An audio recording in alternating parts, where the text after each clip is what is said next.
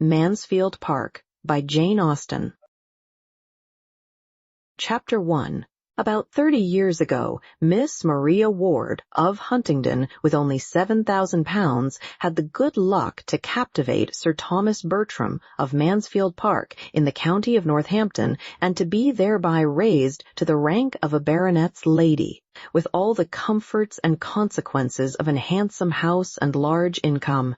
All Huntingdon exclaimed on the greatness of the match, and her uncle, the lawyer, himself, allowed her to be at least £3,000 short of any equitable claim to it. She had 2 sisters to be benefited by her elevation, and such of their acquaintance as thought Miss Ward and Miss Frances quite as handsome as Miss Maria did not scruple to predict their marrying with almost equal advantage. But there certainly are not so many men of large fortune in the world as there are pretty women to deserve them.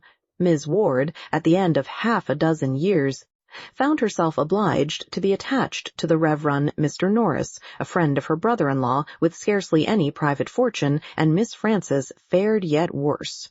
Miss Ward's match, indeed, when it came to the point, was not contemptible, Sir Thomas being happily able to give his friend an income in the living of Mansfield, and Mr. and Mrs. Norris began their career of conjugal felicity with very little less than £1,000 a year. But Miss Frances married, in the common phrase, to disoblige her family, and by fixing on a lieutenant of marines, without education, fortune, or connections, did it very thoroughly. She could hardly have made a more untoward choice. Sir Thomas Bertram had interest, which, from principle as well as pride, from a general wish of doing right, and a desire of seeing all that were connected with him in situations of respectability, he would have been glad to exert for the advantage of Lady Bertram's sister. But her husband's profession was such as no interest could reach, and before he had time to devise any other method of assisting them, an absolute breach between the sisters had taken place. It was the natural result of the conduct of each party, and such as a very imprudent marriage almost always produces. To save herself from useless remonstrance, Mrs. Price never wrote to her family on the subject till actually married. Lady Bertram, who was a woman of very tranquil feelings, and a temper remarkably easy and indolent, would have contented herself with merely giving up her sister, and thinking no more of the matter. But Mrs. Norris had a spirit of activity, which could not be satisfied till she had written a long and angry letter to Fanny to point out the folly of her conduct and threaten her with all its possible ill consequences. Mrs. Price, in her turn, was injured and angry, and an answer which comprehended each sister in its bitterness and bestowed such very disrespectful reflections on the pride of Sir Thomas as Mrs. Norris could not possibly keep to herself, put an end to all intercourse between them for a considerable period. Their homes were so distant, and the circles in which they moved so distinct, as almost to preclude the means of ever hearing of each other's existence during the 11 following years, or, at least, to make it very wonderful to Sir Thomas that Mrs. Norris should ever have it in her power to tell them, as she now and then did in an angry voice, that Fanny had got another child. By the end of 11 years, however, Mrs. Price could no longer afford to cherish pride or resentment, or to lose one connection that might possibly assist her. A large and still increasing family, an husband disabled for active service, but not the less equal to company and good liquor, and a very small income to supply their wants, made her eager to regain the friends she had so carelessly sacrificed. And she addressed Lady Bertram in a letter which spoke so much contrition and despondence, such a superfluity of children, and such a want of almost everything else, as could not but dispose them all to a reconciliation. She was preparing for her 9th lying-in, and after bewailing the circumstance and imploring their countenance as sponsors to the expected child, she could not conceal how important she felt they might be to the future maintenance of the 8 already in being. Her eldest was a boy of 10 years old, a fine-spirited fellow who longed to be out in the world, but what could she do? Was there any chance of his being hereafter useful to Sir Thomas in the concerns of his West Indian property? No situation would be beneath him, or what did Sir Thomas think of Woolwich, or how could a boy be sent out to the East? The letter was not unproductive. It re-established peace and kindness. Sir Thomas sent friendly advice and professions, Lady Bertram dispatched money and baby linen, and Mrs. Norris wrote the letters. Such were its immediate effects, and within a 12-month a more important advantage to Mrs. Price resulted from it. Mrs. Norris was often observing to the others that she could not get her poor sister and her family out of her head, and that, much as they had all done for her, she seemed to be wanting to do more. And at length she could not but own it to be her wish that poor Mrs. Price should be relieved from the charge and expense of one child entirely out of her great number. What if they were among them to undertake the care of her eldest daughter, a girl now 9 years old, of an age to require more attention than her poor mother could possibly give? The trouble and expense of it to them would be nothing compared with the benevolence of the action. Lady Bertram agreed with her instantly. "I think we cannot do better," said she. "Let us send for the child." Sir Thomas could not give so instantaneous and unqualified a consent. He debated and hesitated. It was a serious charge. A girl so brought up must be adequately provided for, or there would be cruelty instead of kindness in taking her from her family. He thought of his own 4 children, of his 2 sons, of cousins in love, etc. But no sooner had he deliberately begun to state his objections than Mrs. Norris interrupted him with a reply to them all, whether stated or not. "My dear Sir Thomas, I perfectly comprehend you, and do justice to the generosity and delicacy of your notions, which indeed are quite of a piece with your general conduct. And I entirely agree with you in the main as to the propriety of doing everything one could by way of providing for a child one had in a manner taken into one's own hands. And I am sure I should be the last person in the world to withhold my mite upon such an occasion. Having no children of my own, who should I look to in any little matter I may ever have to bestow but the children of my sisters? And I am sure Mr. Norris is too just. But you know I am a woman of few words and professions. Do not let us be frightened from a good deed by a trifle. Give a girl an education, and introduce her properly into the world, and 10 to 1, but she has the means of settling well, without farther expense to anybody. A niece of ours, Sir Thomas, I may say, or at least of yours, would not grow up in this neighborhood without many advantages. I don't say she would be so handsome as her cousins. I dare say she would not. But she would be introduced into the society of this country under such very favorable circumstances as, in all human probability, would get her a creditable establishment. You are thinking of your sons. But do not you know that, of all things upon earth, that is the least likely to happen, brought up as they would be, always together like brothers and sisters? It is morally impossible. I never knew an instance of it. It is, in fact, the only sure way of providing against the connection. Suppose her a pretty girl, and seen by Tom or Edmund for the first time 7 years hence, and I dare say there would be mischief.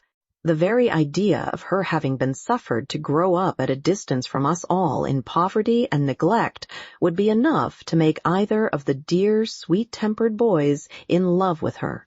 But breed her up with them from this time, and suppose her even to have the beauty of an angel, and she will never be more to either than a sister." "There is a great deal of truth in what you say," replied Sir Thomas, "and far be it from me to throw any fanciful impediment in the way of a plan which would be so consistent with the relative situations of each. I only meant to observe that it ought not to be lightly engaged in, and that to make it really serviceable to Mrs. Price and creditable to ourselves, we must secure to the child, or consider ourselves engaged to secure to her hereafter, As circumstances may arise, the provision of a gentlewoman, if no such establishment should offer, as you are so sanguine in expecting." "I thoroughly understand you," cried Mrs. Norris. "You are everything that is generous and considerate, and I am sure we shall never disagree on this point. Whatever I can do, as you well know, I am always ready enough to do for the good of those I love. And, though I could never feel for this little girl the 100th part of the regard I bear your own dear children, nor consider her, in any respect, so much my own, I should hate myself if I were capable of neglecting her. Is not she a sister's child, and could I bear to see her want while I had a bit of bread to give her? My dear Sir Thomas, with all my faults I have a warm heart, and, poor as I am, would rather deny myself the necessaries of life than do an ungenerous thing. So, if you are not against it, I will write to my poor sister tomorrow, and make the proposal, and, as soon as matters are settled, I will engage to get the child to Mansfield. You shall have no trouble about it. My own trouble, you know, I never regard. I will send Nanny to London on purpose, and she may have a bed at her cousin the saddler's, and the child be appointed to meet her there. They may easily get her from Portsmouth to town by the coach, under the care of any creditable person that may chance to be going. I dare say there is always some reputable tradesman's wife or other going up." Except to the attack on Nanny's cousin, Sir Thomas no longer made any objection, and a more respectable, though less economical, rendezvous being accordingly substituted, everything was considered as settled, and the pleasures of so benevolent a scheme were already enjoyed. The division of gratifying sensations ought not, in strict justice, to have been equal, for Sir Thomas was fully resolved to be the real and consistent patron of the selected child, and Mrs. Norris had not the least intention of being at any expense whatever in her maintenance. As far as walking, talking, and contriving reached, she was thoroughly benevolent, and nobody knew better how to dictate liberality to others. But her love of money was equal to her love of directing, and she knew quite as well how to save her own as to spend that of her friends. Having married on a narrower income than she had been used to look forward to, she had, from the first, fancied a very strict line of economy necessary, and what was begun as a matter of prudence soon grew into a matter of choice, as an object of that needful solicitude which there were no children to supply. Had there been a family to provide for, Mrs. Norris might never have saved her money, but having no care of that kind, there was nothing to impede her frugality, or lessen the comfort of making a yearly addition to an income which they had never lived up to. Under this infatuating principle, counteracted by no real affection for her sister, it was impossible for her to aim at more than the credit of projecting and arranging so expensive a charity. Though perhaps she might so little know herself as to walk home to the parsonage after this conversation in the happy belief of being the most liberal-minded sister and aunt in the world. When the subject was brought forward again, her views were more fully explained, and in reply to Lady Bertram's calm inquiry of "Where shall the child come to, first, sister, to you or to us?" Sir Thomas heard with some surprise that it would be totally out of Mrs. Norris's power to take any share in the personal charge of her. He had been considering her as a particularly welcome addition at the parsonage, as a desirable companion to an aunt who had no children of her own, but he found himself wholly mistaken. Mrs. Norris was sorry to say that the little girl staying with them, at least as things then were, was quite out of the question. Poor Mr. Norris's indifferent state of health made it an impossibility. He could no more bear the noise of a child than he could fly. If, indeed, he should ever get well of his gouty complaints, it would be a different matter. She should then be glad to take her turn and think nothing of the inconvenience. But just now, poor Mr. Norris took up every moment of her time, and the very mention of such a thing she was sure would distract him. "Then she had better come to us," said Lady Bertram with the utmost composure. After a short pause, Sir Thomas added with dignity, "Yes, let her home be in this house. We will endeavor to do our duty by her, and she will, at least, have the advantage of companions of her own age and of a regular instructress." "Very true," cried Mrs. Norris, "which are both very important considerations, and it will be just the same to Miss Lee whether she has 3 girls to teach or only 2. There can be no difference. I only wish I could be more useful, but you see I do all in my power. I am not one of those that spare their own trouble, and Nanny shall fetch her, however it may put me to inconvenience to have my chief counselor away for 3 days. I suppose, sister, you will put the child in the little white attic, near the old nurseries. It will be much the best place for her, so near Miss Lee, and not far from the girls, and close by the housemaids, who could either of them help to dress her, and take care of her clothes, for I suppose you would not think it fair to expect Ellis to wait on her as well as the others. Indeed, I do not see that you could possibly place her anywhere else." Lady Bertram made no opposition. "I hope she will prove a well-disposed girl," continued Mrs. Norris, "and be sensible of her uncommon good fortune in having such friends."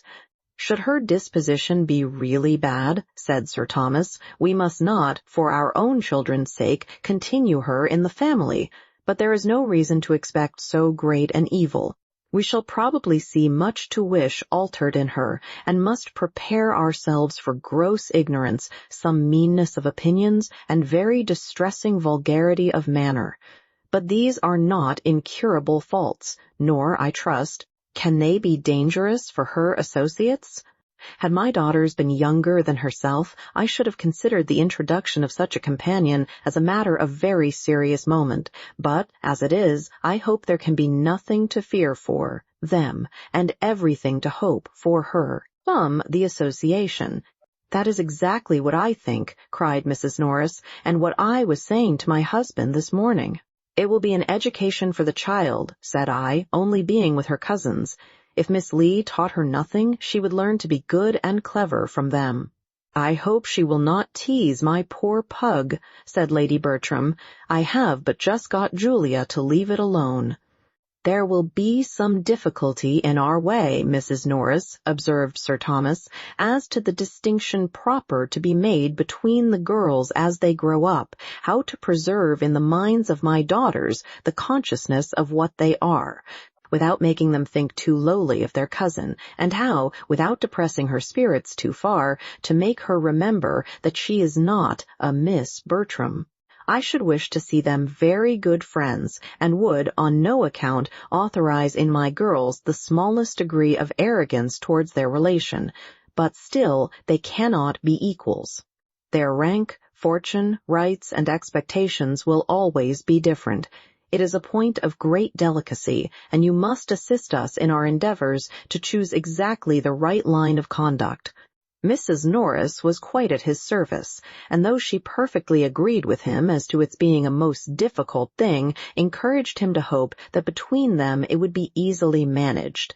It will be readily believed that Mrs. Norris did not write to her sister in vain. Mrs. Price seemed rather surprised that a girl should be fixed on when she had so many fine boys, but accepted the offer most thankfully, assuring them of her daughter's being a very well-disposed, good-humored girl, and trusting they would never have cause to throw her off.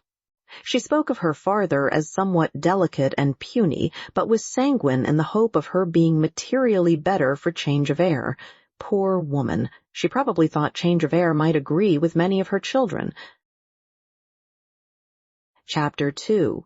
The little girl performed her long journey in safety, and at Northampton was met by Mrs. Norris, who thus regaled in the credit of being foremost to welcome her, and in the importance of leading her in to the others, and recommending her to their kindness.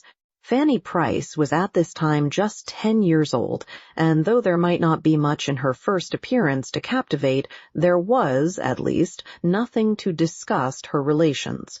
She was small of her age, with no glow of complexion nor any other striking beauty, exceedingly timid and shy and shrinking from notice. But her air, though awkward, was not vulgar, her voice was sweet, and, when she spoke, her countenance was pretty. Sir Thomas and Lady Bertram received her very kindly, and Sir Thomas, seeing how much she needed encouragement, tried to be all that was conciliating, but he had to work against a most untoward gravity of deportment, and Lady Bertram, without taking half so much trouble or speaking one word where he spoke 10, by the mere aid of a good-humored smile, became immediately the less awful character of the two. The young people were all at home, and sustained their share in the introduction very well, with much good humor and no embarrassment, at least on the part of the sons, who, at 17 and 16, and tall of their age, had all the grandeur of men in the eyes of their little cousin. The two girls were more at a loss from being younger, and in greater awe of their father, who addressed them on the occasion with rather an injudicious particularity. But they were too much used to company and praise to have anything like natural shyness, and their confidence increasing from their cousin's total want of it, they were soon able to take a full survey of her face and her frock in easy indifference. They were a remarkably fine family. The sons very well-looking, the daughters decidedly handsome, and all of them well-grown and forward of their age, which produced as striking a difference between the cousins in person, as education had given to their address, and no one would have supposed the girls so nearly of an age as they really were. There were, in fact, but 2 years between the youngest and Fanny. Julia Bertram was only 12, and Maria but a year older. The little visitor, meanwhile, was as unhappy as possible. Afraid of everybody, ashamed of herself, and longing for the home she had left, she knew not how to look up, and could scarcely speak to be heard or without crying. Mrs. Norris had been talking to her the whole way from Northampton of her wonderful good fortune, and the extraordinary degree of gratitude and good behavior which it ought to produce. And her consciousness of misery was therefore increased by the idea of its being a wicked thing for her not to be happy. The fatigue, too, of so long a journey became soon no trifling evil. In vain were the well-meant condescensions of Sir Thomas and all the officious prognostications of Mrs. Norris that she would be a good girl. In vain did Lady Bertram smile and make her sit on the sofa with herself and Pug, and vain was even the sight of a gooseberry tart towards giving her comfort. She could scarcely swallow 2 mouthfuls before tears interrupted her, and sleep seeming to be her likeliest friend, she was taken to finish her sorrows in bed. "This is not a very promising beginning," said Mrs. Norris when Fanny had left the room. "After all that I said to her as we came along, I thought she would have behaved better. I told her how much might depend upon her acquitting herself well at first. I wish there may not be a little sulkiness of temper. Her poor mother had a good deal, but we must make allowances for such a child. And I do not know that her being sorry to leave her home is really against her, for, with all its faults, it was her home, and she cannot as yet understand how much she has changed for the better. But then there is moderation in all things. It required a longer time, however, than Mrs. Norris was inclined to allow, to reconcile Fanny to the novelty of Mansfield Park and the separation from everybody she had been used to. Her feelings were very acute and too little understood to be properly attended to. Nobody meant to be unkind, but nobody put themselves out of their way to secure her comfort. The holiday allowed to the Miss Bertrams the next day, on purpose to afford leisure for getting acquainted with and entertaining their young cousin, produced little union. They could not but hold her cheap on finding that she had but 2 sashes and had never learned French, and when they perceived her to be little struck with the duet they were so good as to play, they could do no more than make her a generous present of some of their least valued toys, and leave her to herself, while they adjourned to whatever might be the favorite holiday sport of the moment, making artificial flowers or wasting gold paper. Fanny, whether near or from her cousins, whether in the schoolroom, the drawing-room, or the shrubbery, was equally forlorn, finding something to fear in every person and place. She was disheartened by Lady Bertram's silence, awed by Sir Thomas's grave looks, and quite overcome by Mrs. Norris's admonitions. Her elder cousins mortified her by reflections on her size, and abashed her by noticing her shyness. Miss Lee wondered at her ignorance, and the maidservants sneered at her clothes. And, when to these sorrows was added the idea of the brothers and sisters among whom she had always been important as playfellow, instructress, and nurse, the despondence that sunk her little heart was severe. The grandeur of the house astonished, but could not console her. The rooms were too large for her to move in with ease. Whatever she touched she expected to injure, and she crept about in constant terror of something or other, often retreating towards her own chamber to cry, and the little girl who was spoken of in the drawing-room when she left it at night as seeming so desirably sensible of her peculiar good fortune ended every day's sorrows by sobbing herself to sleep. A week had passed in this way, and no suspicion of it conveyed by her quiet, passive manner, when she was found one morning by her cousin Edmund, the youngest of the sons, sitting crying on the attic stairs. "My dear little cousin," said he, with all the gentleness of an excellent nature, "what can be the matter?" And sitting down by her, he was at great pains to overcome her shame in being so surprised, and persuade her to speak openly. Was she ill? Or was anybody angry with her? Or had she quarreled with Maria and Julia? Or was she puzzled about anything in her lesson that he could explain? Did she, in short, want anything he could possibly get her or do for her? For a long while no answer could be obtained beyond a no, no, not at all, no, thank you, but he still persevered, and no sooner had he begun to revert to her own home than her increased sobs explained to him where the grievance lay. He tried to console her. "You are sorry to leave Mamma, my dear little Fanny," said he, "which shows you to be a very good girl, but you must remember that you are with relations and friends who all love you and wish to make you happy. Let us walk out in the park, and you shall tell me all about your brothers and sisters." On pursuing the subject, he found that, dear as all these brothers and sisters generally were, there was one among them who ran more in her thoughts than the rest. It was William whom she talked of most, and wanted most to see. William, the eldest, a year older than herself, her constant companion and friend, her advocate with her mother, of whom he was the darling in every distress. William did not like she should come away. He had told her he should miss her very much indeed. "But William will write to you, I dare say." Yes, he had promised he would, but he had told her to write first. "And when shall you do it?" She hung her head and answered hesitatingly, she did not know, she had not any paper.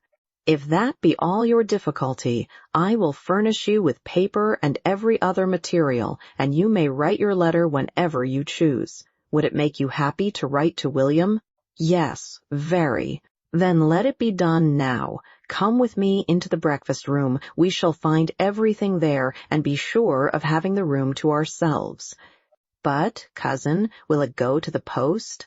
"Yes, depend upon me, it shall go with the other letters, and, as your uncle will frank it, it will cost William nothing." "My uncle," repeated Fanny with a frightened look. "Yes, when you have written the letter, I will take it to my father to frank."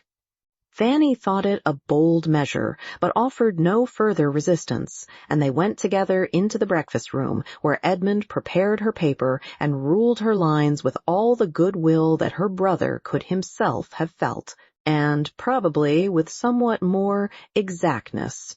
He continued with her the whole time of her writing, to assist her with his penknife or his orthography, as either were wanted, and added to these attentions, which she felt very much, a kindness to her brother which delighted her beyond all the rest. He wrote with his own hand his love to his cousin William, and sent him 1/2 guinea under the seal. Fanny's feelings on the occasion were such as she believed herself incapable of expressing, but her countenance and a few artless words fully conveyed all their gratitude and delight, and her cousin began to find her an interesting object.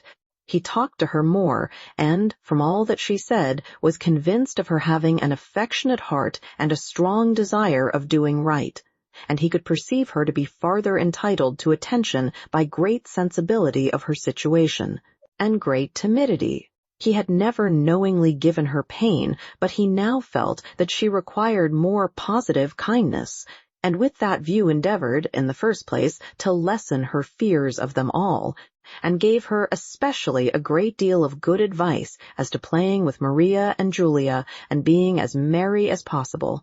From this day, Fanny grew more comfortable. She felt that she had a friend, and the kindness of her cousin Edmund gave her better spirits with everybody else. The place became less strange, and the people less formidable, and if there were some amongst them whom she could not cease to fear, she began at least to know their ways, and to catch the best manner of conforming to them.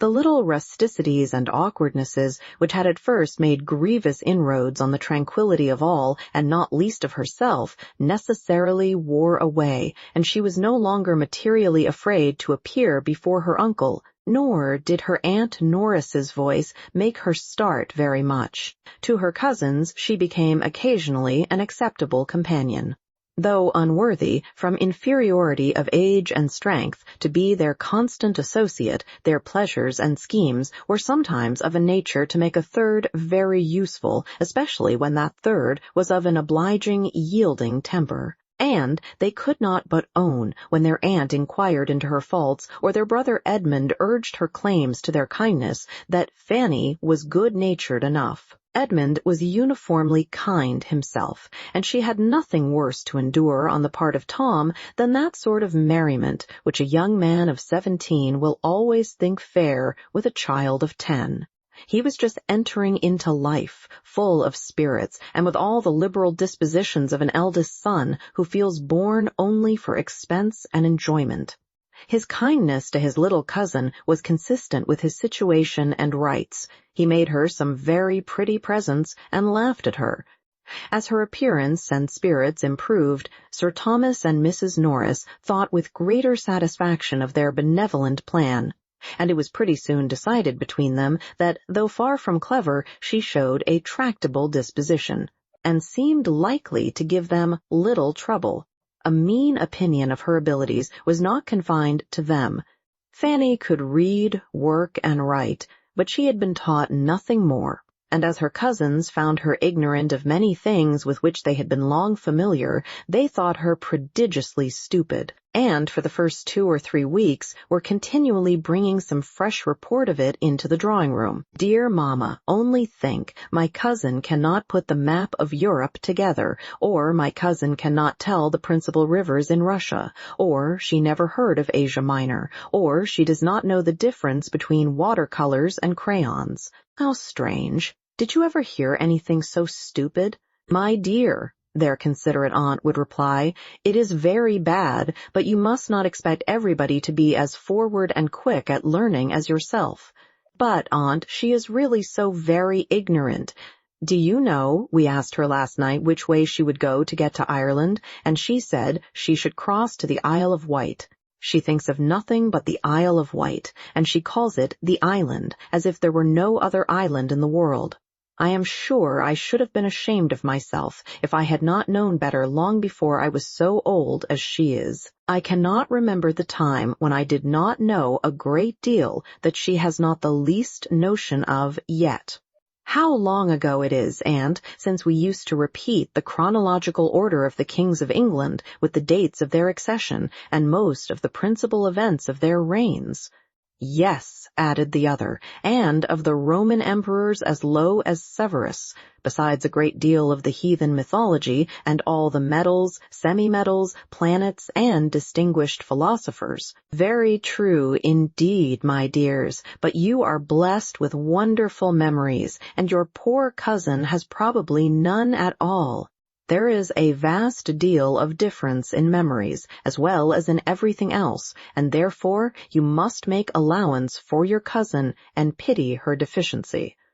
And remember that, if you are ever so forward and clever yourselves, you should always be modest, for, much as you know already, there is a great deal more for you to learn.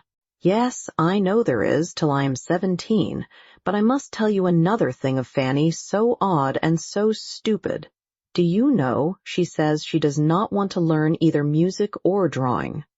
To be sure, my dear, that is very stupid indeed, and shows a great want of genius and emulation. But, all things considered, I do not know whether it is not as well that it should be so. For, though you know, owing to me your papa and mamma are so good as to bring her up with you, it is not at all necessary that she should be as accomplished as you are. On the contrary, it is much more desirable that there should be a difference. Such were the counsels by which Mrs. Norris assisted to form her nieces' minds. And it is not very wonderful that, with all their promising talents and early information, they should be entirely deficient in the less common acquirements of self-knowledge, generosity, and humility. In everything but disposition they were admirably taught. Sir Thomas did not know what was wanting, because, though a truly anxious father, he was not outwardly affectionate, and the reserve of his manner repressed all the flow of their spirits before him. To the education of her daughters, Lady Bertram paid not the smallest attention. She had not time for such cares. She was a woman who spent her days in sitting, nicely dressed, on a sofa, doing some long piece of needlework, of little use and no beauty, thinking more of her pug than her children, but very indulgent to the latter when it did not put herself to inconvenience, guided in everything important by Sir Thomas, and in smaller concerns by her sister. Had she possessed greater leisure for the service of her girls, she would probably have supposed it unnecessary, for they were under the care of a governess, with proper masters, and could want nothing more. As for Fanny's being stupid at learning, she could only say it was very unlucky, but some people were stupid, and Fanny must take more pains. She did not know what else was to be done, and, except her being so dull, she must add she saw no harm in the poor little thing, and always found her very handy and quick in carrying messages and fetching what she wanted. Fanny, with all her faults of ignorance and timidity, was fixed at Mansfield Park, and learning to transfer in its favor much of her attachment to her former home, grew up there not unhappily among her cousins. There was no positive ill nature in Maria or Julia, and though Fanny was often mortified by their treatment of her, she thought too lowly of her own claims to feel injured by it. From about the time of her entering the family, Lady Bertram, in consequence of a little ill health and a great deal of indolence, gave up the house in town, which she had been used to occupy every spring, and remained wholly in the country, leaving Sir Thomas to attend his duty in Parliament, with whatever increase or diminution of comfort might arise from her absence. In the country, therefore, the Miss Bertrams continued to exercise their memories, practice their duets, and grow tall and womanly, and their father saw them becoming in person, manner, and accomplishments everything that could satisfy his anxiety. His eldest son was careless and extravagant, and had already given him much uneasiness, but his other children promised him nothing but good. His daughters, he felt, while they retained the name of Bertram, must be giving it new grace, and in quitting it, he trusted, would extend its respectable alliances, and the character of Edmund, his strong good sense and uprightness of mind, bid most fairly for utility, honor, and happiness to himself and all his connections. He was to be a clergyman. Amid the cares and the complacency which his own children suggested, Sir Thomas did not forget to do what he could for the children of Mrs. Price. He assisted her liberally in the education and disposal of her sons as they became old enough for a determinate pursuit. And Fanny, though almost totally separated from her family, was sensible of the truest satisfaction in hearing of any kindness towards them, or of anything at all promising in their situation or conduct. Once, and once only, in the course of many years, had she the happiness of being with William. Of the rest she saw nothing. Nobody seemed to think of her ever going amongst them again. Even for a visit, nobody at home seemed to want her. But William, determining, soon after her removal, to be a sailor, was invited to spend a week with his sister in Northamptonshire before he went to sea. Their eager affection in meeting, their exquisite delight in being together, their hours of happy mirth and moments of serious conference may be imagined, as well as the sanguine views and spirits of the boy even to the last, and the misery of the girl when he left her. Luckily, the visit happened in the Christmas holidays, when she could directly look for comfort to her cousin Edmund, and he told her such charming things of what William was to do and be hereafter in consequence of his profession, as made her gradually admit that the separation might have some use. Edmund's friendship never failed her. His leaving Eton for Oxford made no change in his kind dispositions, and only afforded more frequent opportunities of proving them. Without any display of doing more than the rest, or any fear of doing too much, he was always true to her interests and considerate of her feelings, trying to make her good qualities understood, and to conquer the diffidence which prevented their being more apparent, giving her advice, consolation, and encouragement. Kept back as she was by everybody else, his single support could not bring her forward, but his attentions were otherwise of the highest importance in assisting the improvement of her mind and extending its pleasures. He knew her to be clever, to have a quick apprehension as well as good sense, and a fondness for reading, which, properly directed, must be an education in itself. Miss Lee taught her French and heard her read the daily portion of history, but he recommended the books which charmed her leisure hours, he encouraged her taste, and corrected her judgment. He made reading useful by talking to her of what she read, and heightened its attraction by judicious praise. In return for such services, she loved him better than anybody in the world except William. Her heart was divided between the two. Chapter 3. The first event of any importance in the family was the death of Mr. Norris, which happened when Fanny was about 15 and necessarily introduced alterations and novelties. Mrs. Norris, on quitting the parsonage, removed first to the park and afterwards to a small house of Sir Thomas's in the village, and consoled herself for the loss of her husband by considering that she could do very well without him, and for her reduction of income by the evident necessity of stricter economy. The living was hereafter for Edmund, and had his uncle died a few years sooner, it would have been duly given to some friend to hold till he were old enough for orders.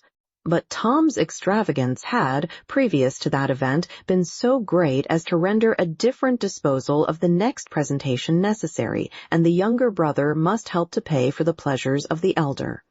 There was another family living actually held for Edmund, but though this circumstance had made the arrangement somewhat easier to Sir Thomas's conscience, he could not but feel it to be an act of injustice, and he earnestly tried to impress his eldest son with the same conviction, in the hope of its producing a better effect than anything he had yet been able to say or do.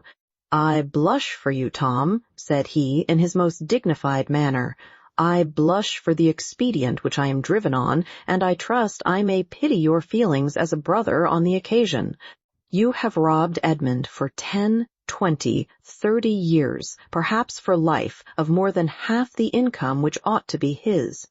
It may hereafter be in my power, or in yours, I hope it will, to procure him better preferment.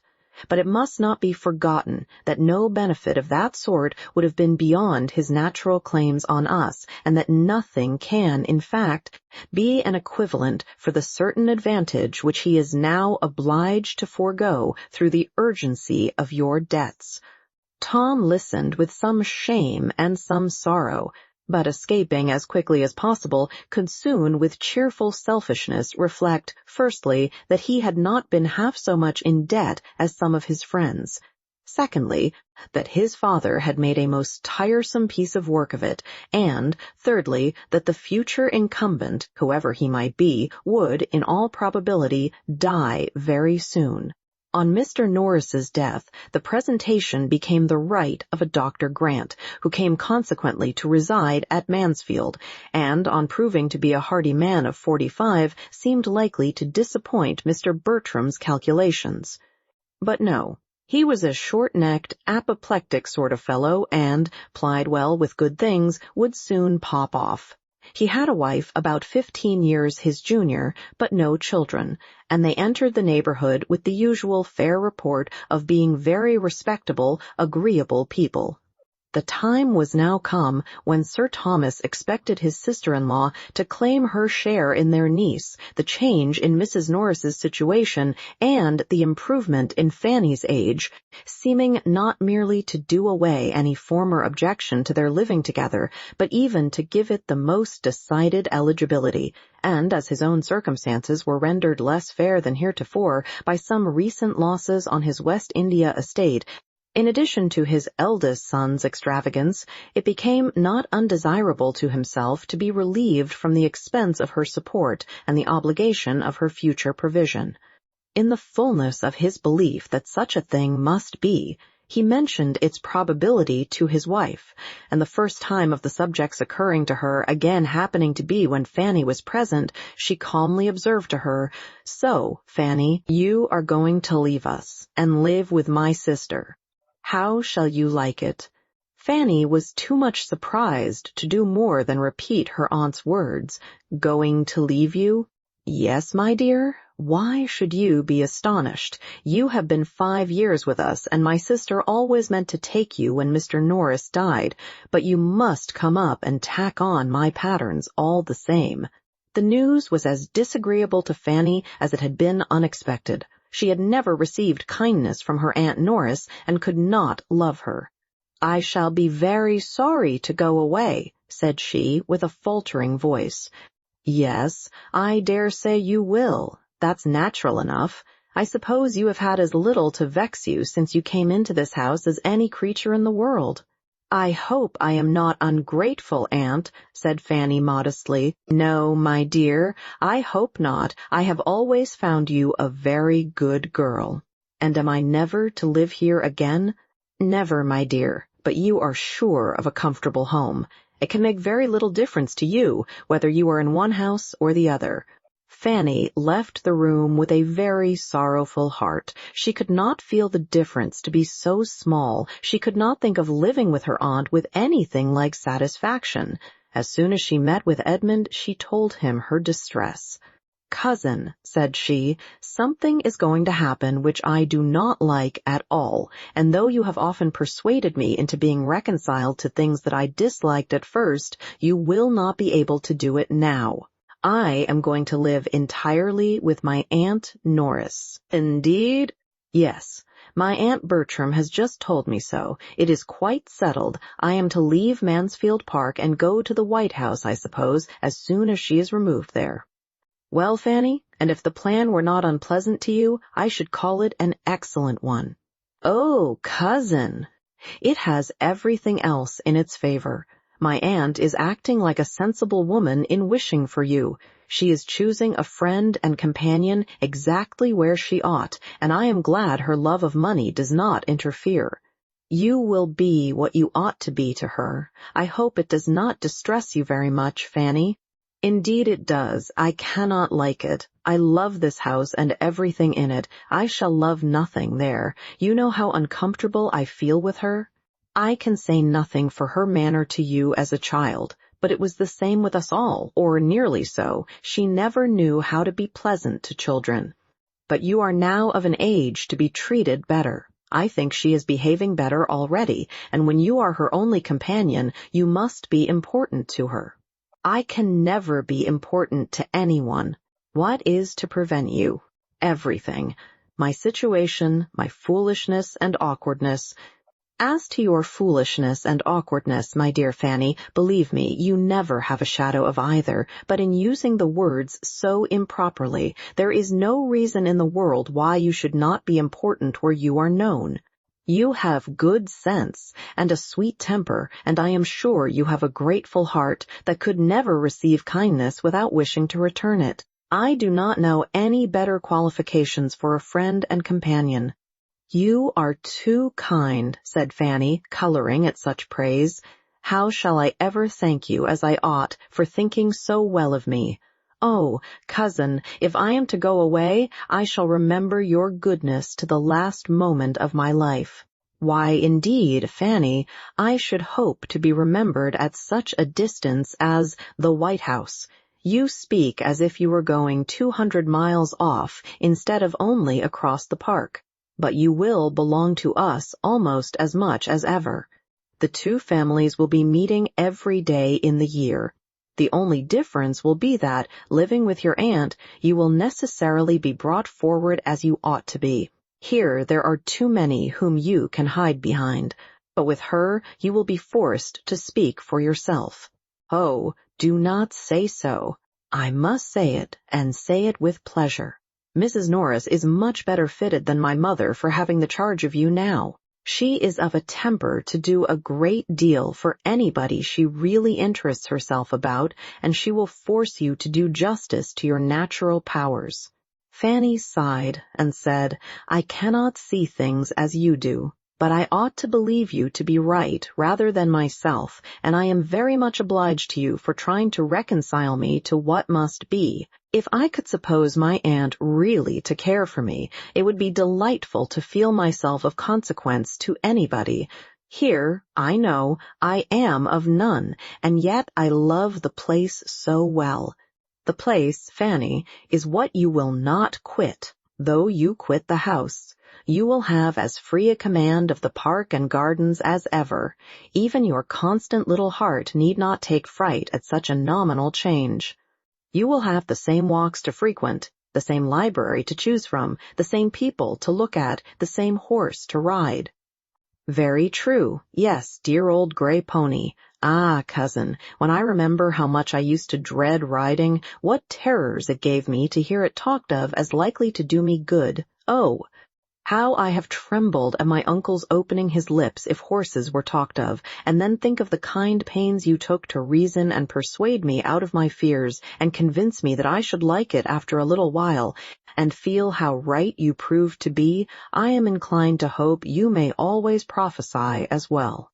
And I am quite convinced that your being with Mrs. Norris will be as good for your mind as riding has been for your health, and as much for your ultimate happiness too."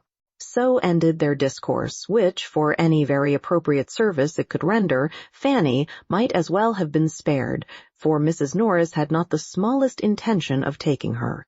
It had never occurred to her on the present occasion, but as a thing to be carefully avoided.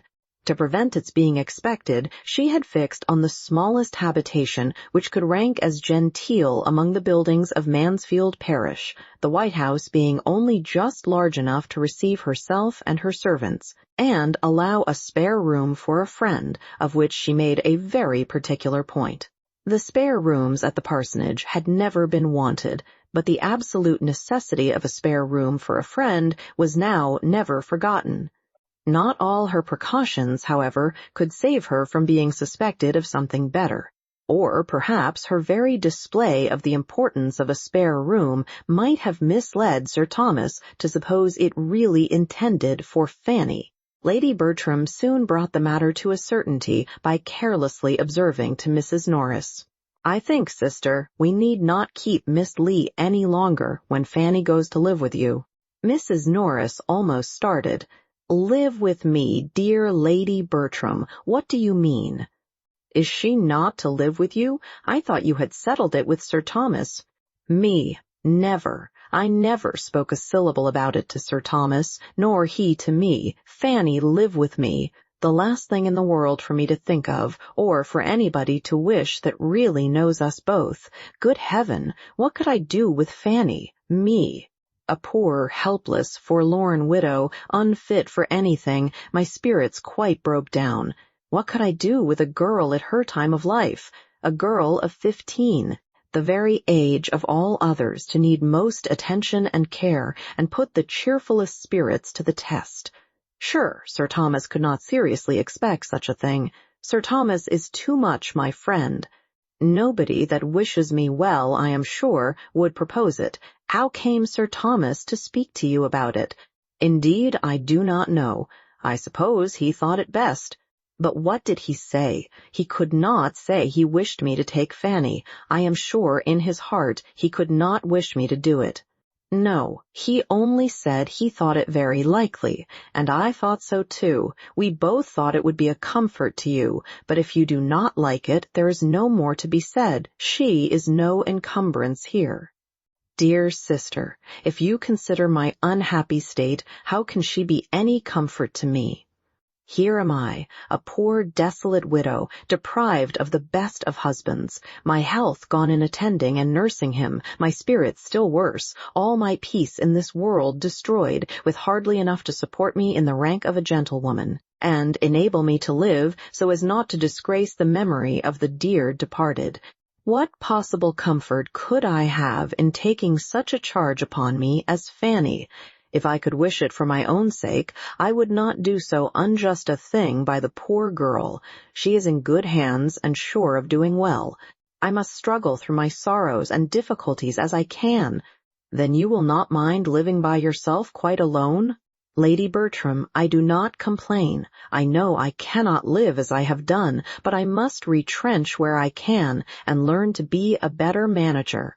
I have been a liberal housekeeper enough, but I shall not be ashamed to practice economy now. My situation is as much altered as my income. A great many things were due from poor Mr. Norris, as clergyman of the parish, that cannot be expected from me. It is unknown how much was consumed in our kitchen by odd comers and goers. At the White House, matters must be better looked after. I must live within my income, or I shall be miserable, and I own it would give me great satisfaction to be able to do rather more, to lay by a little at the end of the year. I dare say you will. You always do, don't you? My object, Lady Bertram, is to be of use to those that come after me. It is for your children's good that I wish to be richer. I have nobody else to care for, but I should be very glad to think I could leave a little trifle among them worth their having. You are very good, but do not trouble yourself about them. They are sure of being well provided for. Sir Thomas will take care of that. Why, you know, Sir Thomas's means will be rather straitened if the Antigua estate is to make such poor returns. Oh, that will soon be settled. Sir Thomas has been writing about it, I know. Well, Lady Bertram, said Mrs. Norris, moving to go, I can only say that my sole desire is to be of use to your family, and so, if Sir Thomas should ever speak again about my taking Fanny, you will be able to say that my health and spirits put it quite out of the question. Besides that, I really should not have a bed to give her, for I must keep a spare room for a friend. Lady Bertram repeated enough of this conversation to her husband to convince him how much he had mistaken his sister-in-law's views, and she was from that moment perfectly safe from all expectation or the slightest allusion to it from him. He could not but wonder at her refusing to do anything for a niece whom she had been so forward to adopt. But as she took early care to make him, as well as Lady Bertram, understand that whatever she possessed was designed for their family, he soon grew reconciled to a distinction which, at the same time that it was advantageous and complimentary to them, would enable him better to provide for Fanny himself. Fanny soon learnt how unnecessary had been her fears of a removal, and her spontaneous, untaught felicity on the discovery conveyed some consolation to Edmund for his disappointment in what he had expected to be so essentially serviceable to her. Mrs. Norris took possession of the White House, the Grants arrived at the parsonage, and these events over, everything at Mansfield went on for some time as usual. The Grants, showing a disposition to be friendly and sociable, gave great satisfaction in the main among their new acquaintance. They had their faults, and Mrs. Norris soon found them out. The doctor was very fond of eating, and would have a good dinner every day. and Mrs. Grant, instead of contriving to gratify him at little expense, gave her cook as high wages as they did at Mansfield Park, and was scarcely ever seen in her offices. Mrs. Norris could not speak with any temper of such grievances, nor of the quantity of butter and eggs that were regularly consumed in the house. Nobody loved plenty and hospitality more than herself. Nobody more hated pitiful doings. The parsonage, she believed, had never been wanting in comforts of any sort, had never borne a bad character in her time, but this was a way of going on that she could not understand. A fine lady in a country parsonage was quite out of place. Her storeroom, she thought, might have been good enough for Mrs. Grant to go into. Inquire where she would, she could not find out that Mrs. Grant had ever had more than £5,000. Lady Bertram listened without much interest to this sort of invective. She could not enter into the wrongs of an economist, but she felt all the injuries of beauty in Mrs. Grant's being so well settled in life without being handsome, and expressed her astonishment on that point almost as often, though not so diffusely, as Mrs. Norris discussed the other.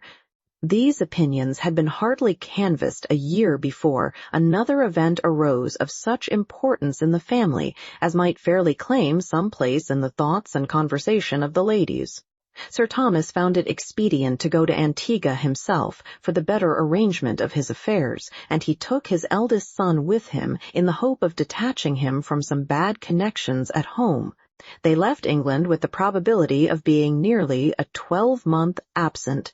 The necessity of the measure in a pecuniary light, and the hope of its utility to his son, reconciled Sir Thomas to the effort of quitting the rest of his family, and of leaving his daughters to the direction of others at their present most interesting time of life. He could not think Lady Bertram quite equal to supply his place with them, or rather to perform what should have been her own. But, in Mrs. Norris's watchful attention and in Edmund's judgment, he had sufficient confidence to make him go without fears for their conduct. Lady Bertram did not at all like to have her husband leave her, but she was not disturbed by any alarm for his safety or solicitude for his comfort, being one of those persons who think nothing can be dangerous or difficult or fatiguing to anybody but themselves. The Miss Bertrams were much to be pitied on the occasion, not for their sorrow, but for their want of it. Their father was no object of love to them. He had never seemed the friend of their pleasures, and his absence was unhappily most welcome. They were relieved by it from all restraint, and without aiming at one gratification that would probably have been forbidden by Sir Thomas, they felt themselves immediately at their own disposal, and to have every indulgence within their reach. Fanny's relief, and her consciousness of it, were quite equal to her cousin's, but a more tender nature suggested that her feelings were ungrateful, and she really grieved because she could not grieve. Sir Thomas, who had done so much for her and her brothers, and who was gone, perhaps never to return, that she should see him go without a tear. It was a shameful insensibility. He had said to her, moreover, on the very last morning, that he hoped she might see William again in the course of the ensuing winter, and had charged her to write and invite him to Mansfield as soon as the squadron to which he belonged should be known to be in England. This was so thoughtful and kind, and would he only have smiled upon her and called her "my dear Fanny" while he said it, every former frown or cold address might have been forgotten. But he had ended his speech in a way to sink her in sad mortification by adding, "If William does come to Mansfield, I hope you may be able to convince him that the many years which have passed since you parted have not been spent on your side entirely without improvement, though, I fear, he must find his sister at 16, in some respects, too much like his sister at 10. She cried bitterly over this reflection when her uncle was gone, and her cousins, on seeing her with red eyes, set her down as a hypocrite